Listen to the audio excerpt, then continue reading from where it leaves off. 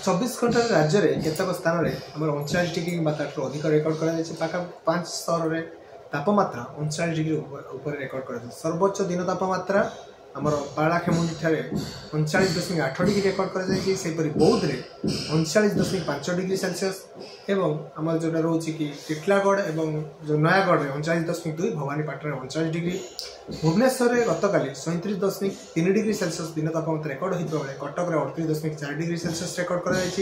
बर्तमान कौन निर्दिष्ट पानीपाग प्रभाव नहीं गोटे जो रोचे घूर्णिबलय राज्य उपर सक्रिय रही वायुमंडल 0.9 किलोमीटर उपर जहाँ प्रभाव में आम उत्तर ओडिशा किसी जिले में हालुका बिजुली घड़घड़ी जनित हालुका वर्षा रही संभावना रही आसंता काली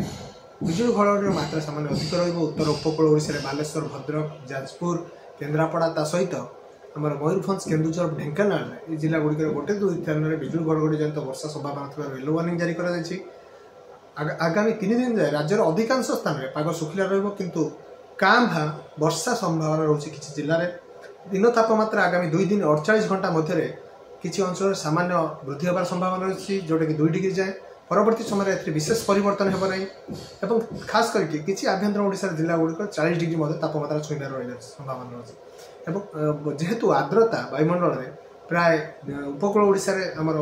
50 रु 70% दिन तमाम और आभ्यंतर ओडिशा रे 30 रु 50% पर्यंत रोचे तेणु गुड़गुड़ी और जोटा कि उष्म और आर्द्र पाणीपाग स्थिति लगी रही है प्रकार स्थिति आगामी 4-5 दिन पर्यंत राज्य में लगी तापमात्रा जो रोचे रात्रि तापमात्रा स्वाभाविक तुलन 3 रु 4 डिग्री रोथुवारु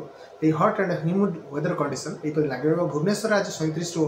38 डिग्री मध्य तापमात्रा रेकर्ड होवार संभावना थिबा बेले कटक में 38 रु 39 डिग्री और आभ्यंतर ओडिशा केतक स्थान में 40 डिग्री कि 39 डिग्री पाखापाखि तापमात्रा रही संभावना।